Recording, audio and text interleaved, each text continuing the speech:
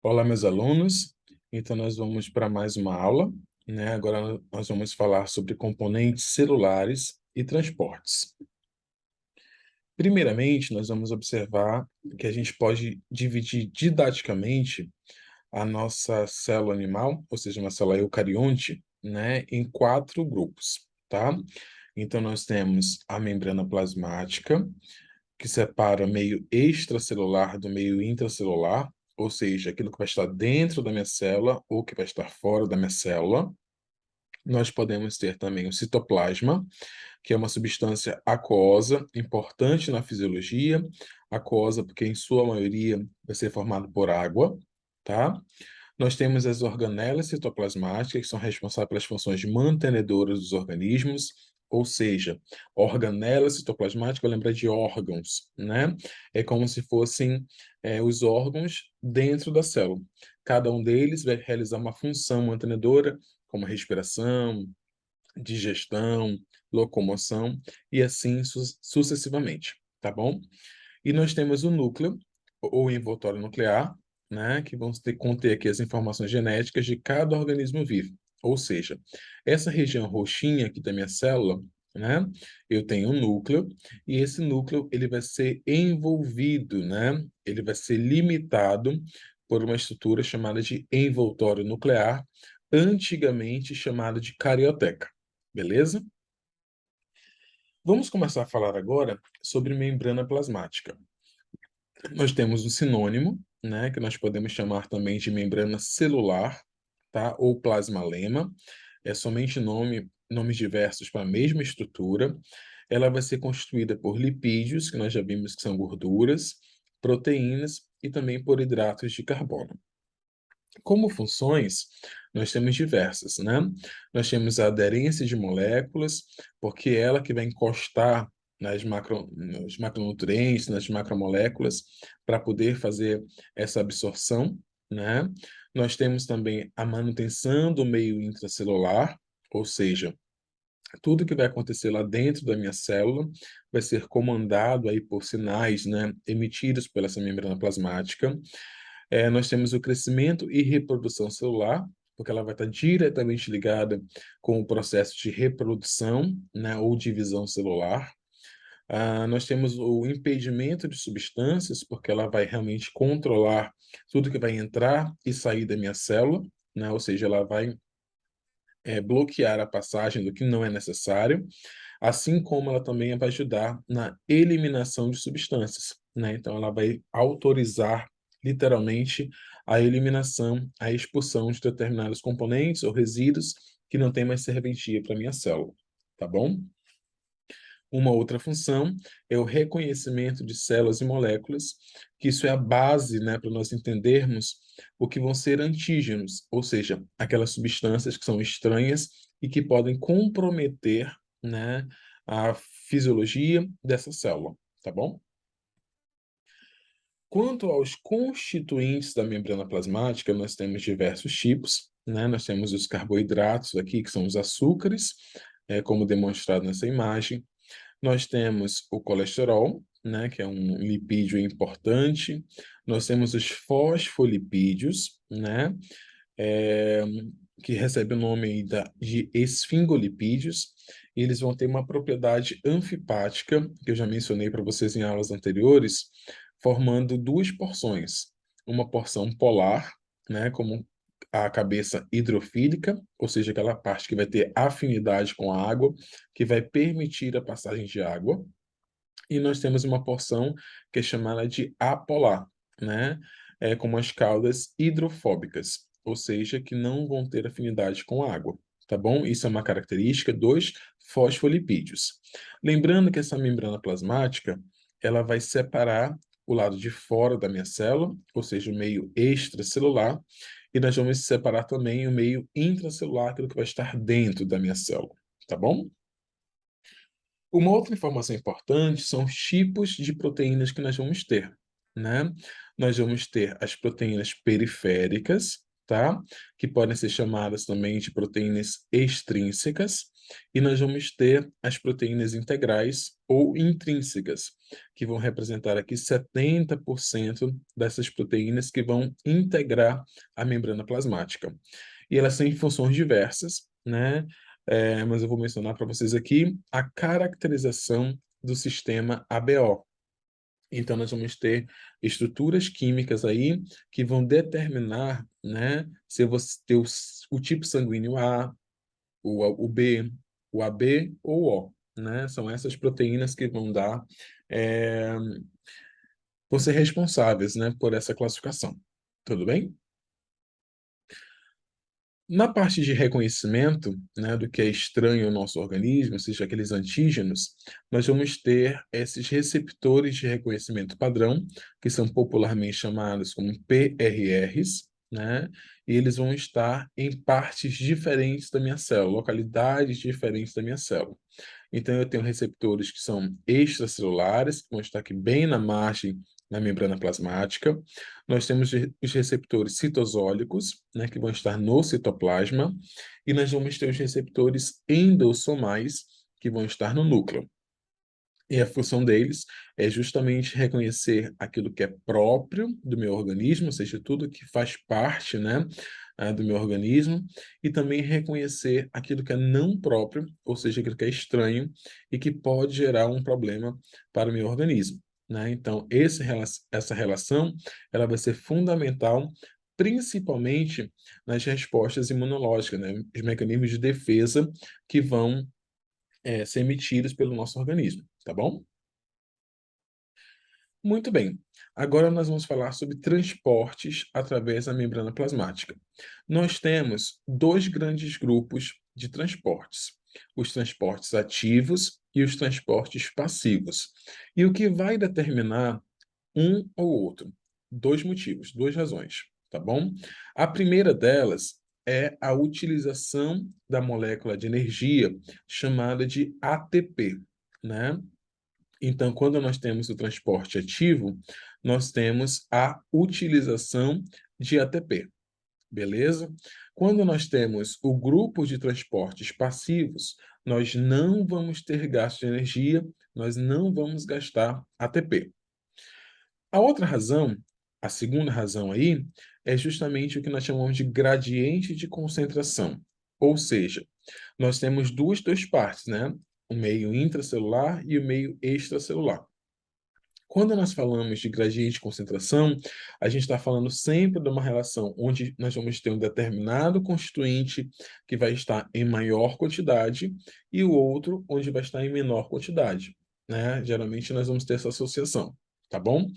Quando nós temos aqui no transporte ativo, vamos observar esses pigmentos verdinhos aqui, essas bolinhas, esse meio aqui, ó, ele tem menos quantidade do que esse, correto? Então, quando nós temos um processo, um movimento contra o gradiente de concentração, ou seja, de um meio de menor concentração para um de maior, a gente está falando disso, né, que é contra o gradiente de concentração. Então, isso é representação também de transporte ativo, beleza? Quando nós falamos de transporte passivo, nós temos um transporte, um deslocamento, um movimento natural, né? Onde nós temos um meio de maior concentração, ou seja, mais concentrado, para um meio de menor concentração. Ou seja, eu tenho mais quantidade de um lado, então eu vou precisar equilibrar, eu vou tentar, né, ajustar aí essa quantidade de moléculas. Então, é um movimento natural. Por esse motivo, nós não gastamos energia, nós não gastamos ATP. Beleza? Então, o que vai caracterizar um transporte ativo ou um transporte passivo são duas razões. A primeira, a utilização ou não de ATP, que é a nossa moeda energética, e a segundo motivo é justamente ir a favor ou ir contra o gradiente de concentração. Beleza? Vamos falar primeiramente sobre os transportes passivos. O primeiro exemplo que nós vamos ter é a osmose, né? A osmose, em sua maioria, ela acontece pelo transporte, né? Pelo deslocamento de água, tá?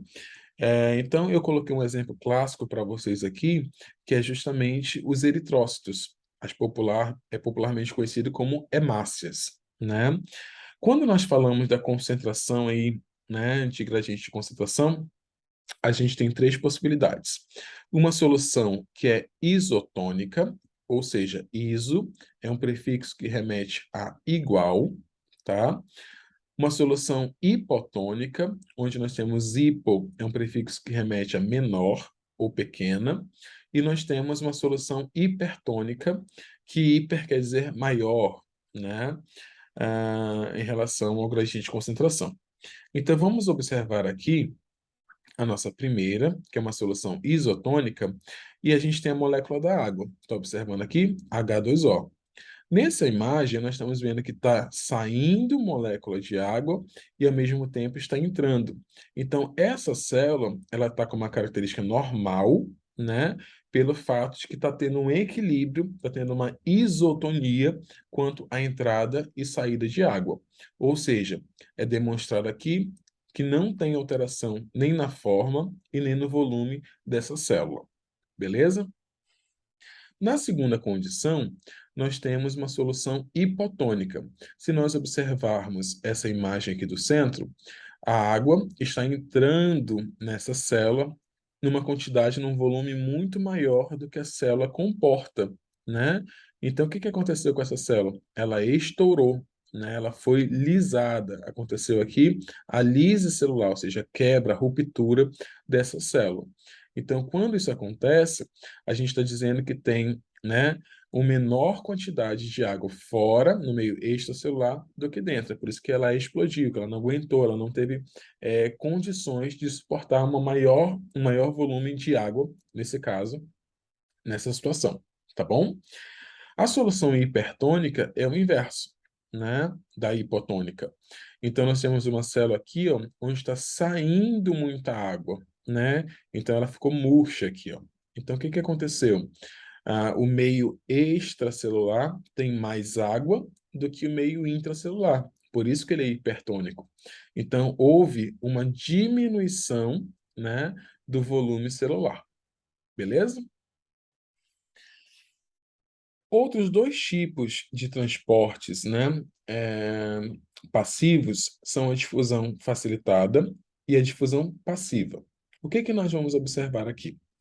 Na difusão passiva, eu tenho aqui a membrana plasmática, correto? E eu tenho de um lado externo aqui, ó, um meio de maior concentração do que o meio intracelular. Ou seja, essa relação é natural. Então, a gente vai entender que a gente vai doar onde tem mais do que tem menos. É por isso que não gasta energia. Aqui é um tipo de transporte passivo. Só que isso aqui vai acontecer de forma espontânea, de forma natural, né? Sem pressa. É por isso que a gente chama isso de difusão passiva, beleza? Quando nós temos aqui a difusão facilitada, nós vamos acrescentar aí uma proteína chamada de transportadora ou carreadora, né? Onde sua maioria é chamada de permease. Vocês vão lembrar de permitir, né? Então, essa estrutura aqui em azul que vocês estão observando, né, é a proteína transportadora chamada de permease.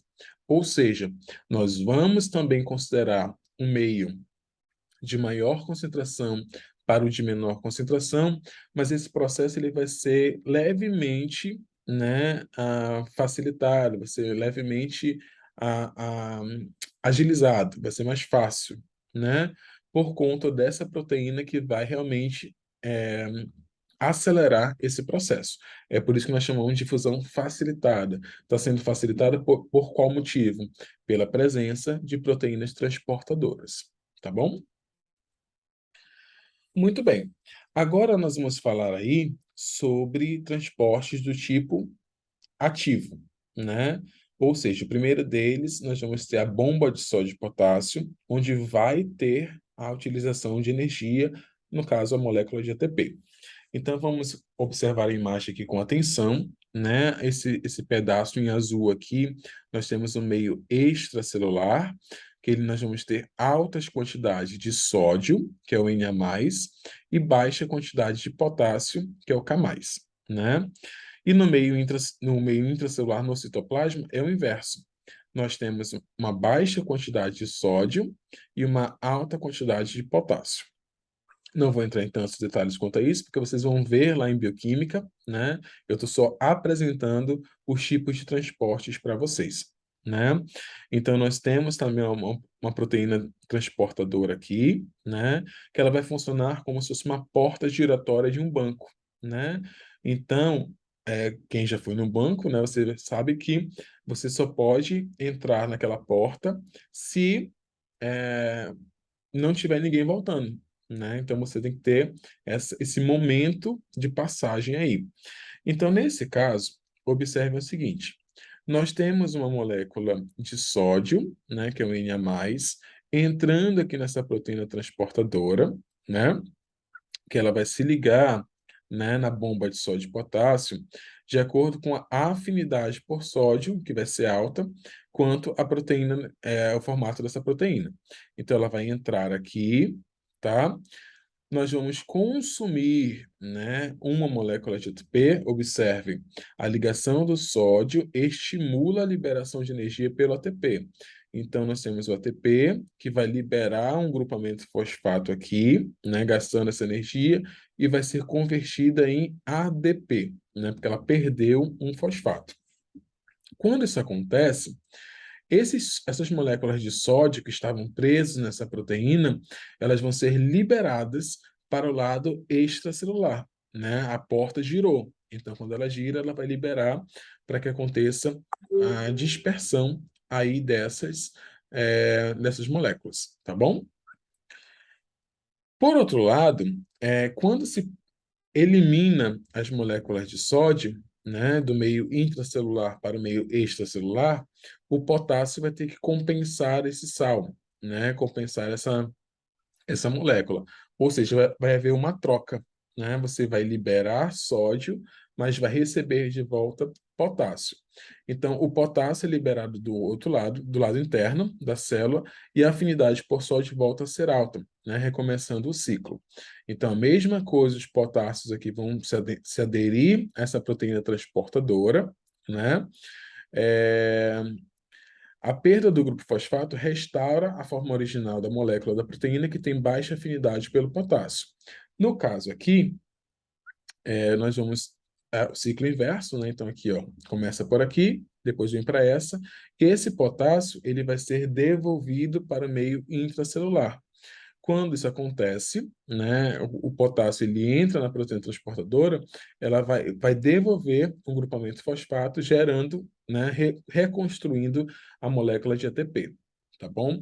Então, nesse caso, vocês devem lembrar que é um transporte ativo, que vai ter gasto de energia, e nós vamos ter uma compensação das moléculas de sódio e potássio, por isso que tem esse nome, né? E isso vai acontecer sempre de forma compensatória. Quando sai do meio intracelular para o extracelular o sódio, ele precisa ser devolvido em forma de potássio. Aí nós temos um caminho, né, que nas literaturas se fala bastante, que são os sentidos de como essas moléculas vão passar, tá? Quando nós temos um único sentido, né, ou seja, as duas moléculas elas vão passar pela proteína transportadora na mesma direção, nós chamamos de simporte. E quando elas acontecem em posições diferentes, ou seja, uma entra e outra sai, nós temos um sentido que nós mencionamos, né, e reconhecemos na literatura como antiporte, de, né, oposição. Beleza? Outros tipos de transportes são a fagocitose, a pinocitose e a endocitose mediada. Esses três tipos, eles também caracterizam um transporte ativo, né, onde vai ter gasto de energia. Na fagocitose, nós vamos ter uma partícula sólida, tá? Que vai ser aqui, por exemplo, nessa imagem do meio extracelular, pode ser um nutriente, que vai chegar aqui à margem da membrana plasmática. Essa membrana plasmática, ela vai liberar pseudópodes, que são invaginações que vão abraçar essa molécula e vão conduzir para o meio intracelular, ou seja, lá pelo citoplasma. Só que essa membrana, ela vai dar origem a um vacúolo, né? Uma espécie de bolsa que vai abranger aqui esse nutriente ou essa partícula sólida. Isso aqui é um mecanismo muito utilizado tanto para a alimentação quanto para a defesa, para matar bactérias, por exemplo, tá bom? Então, a fagocitose, ela serve para isso. Tanto que nós temos aí os leucócitos, né, que vão fazer, são considerados fagócitos, porque eles vão literalmente se alimentar, digerir e lisar essas bactérias, tá bom? O segundo grupo de transporte aqui é a pinocitose, que é muito semelhante à fagocitose, só que nós vamos ter partículas bem pequenas, né? Ou mais líquidas, diferente da fagocitose.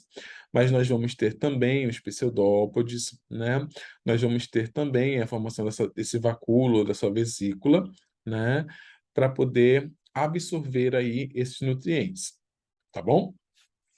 Na endocitose mediada por receptor, o que é mediada? Nós vamos ter alguma coisa que vai facilitar essa relação, né?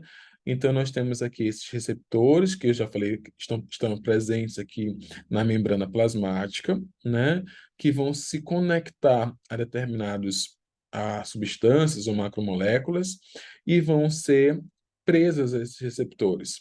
Quando isso acontece, nós vamos ter a utilização dos pseudópodes e vamos colocar para dentro, no meio intracelular, a mesma coisa, só que com a utilização desses receptores. Mas nós vamos observar também a vesícula, né, com proteínas específicas aqui que vão fixar esse determinado componente. Por último, em relação aos transportes, nós temos a exocitose. Esse exocitose vai lembrar de excreção. Aquilo que não tem mais serventia para o nosso organismo, né, são os resíduos, eles vão fazer o processo inverso. Eles vão sair do meio intracelular, né, vai ter a formação de uma vesícula aqui, onde vai conter no meio dessa vesícula o que não tem mais serventia.